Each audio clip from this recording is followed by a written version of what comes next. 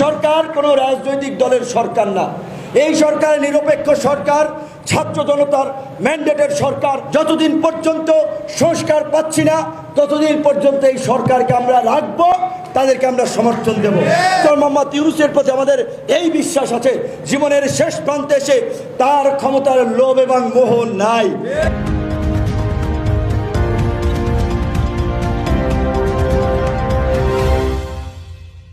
এই সরকার কোনো রাজনৈতিক দলের সরকার না।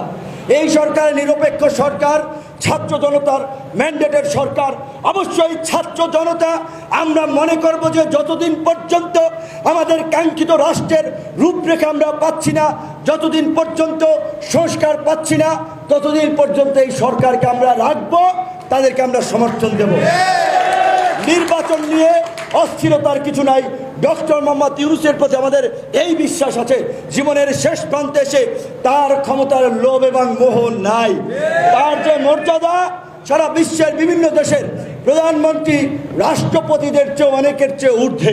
কাজী এই রকমের একজন গ্রহণযোগ্য একটা ওয়ার্ল্ড ওয়াইড কানেক্টেড লোককে ব্যবহার করে আমরা যদি আজকে আমাদের গার্মেন্টসের রপ্তানি ইউরোপ আমেরিকাতে বাড়াতে পারি, কারণ উনি যদি কোনো দেশের ফরেন মিনিস্টার, লেবার মিনিস্টার কিংবা প্রেসিডেন্ট প্রধানমন্ত্রীকে বলে যে ভাই আমার দেশের এই দুর্যোগে আমি দায়িত্ব নিয়েছি, আমার মান সম্মানের প্রশ্ন, তোমরা আমাকে কিছু হেল্প করো, আমার জায়গা থেকে গার্মেন্টসের প্রোডাক্ট কেন, তারা সবাই কিনবে।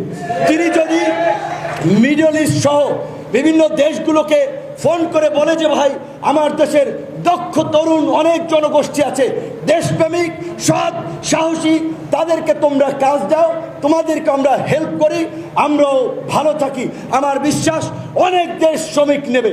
কাজী এই রকমের একটা গ্রহণযোগ্য লোক, এই লেভেলের লোক বাংলাদেশের দ্বিতীয়টা নাই। কাজেই তাকে আমরা সব ধরনের সহযোগিতা করব।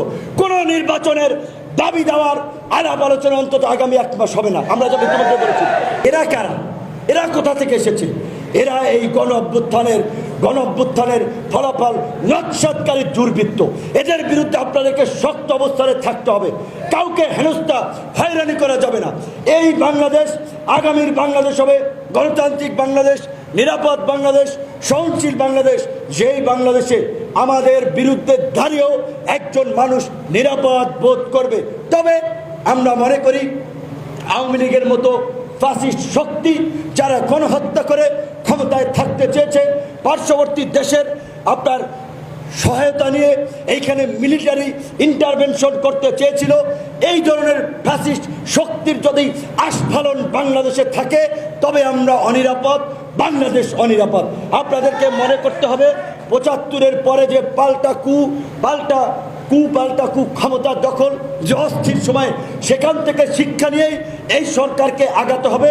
এই সরকার রাজনৈতিক ম্যান্ডেট ছাড়া শুধুমাত্র ছাত্র জনতার ম্যান্ডেট নিয়ে কিন্তু বেশি দিন টিকে থাকতে পারবে না।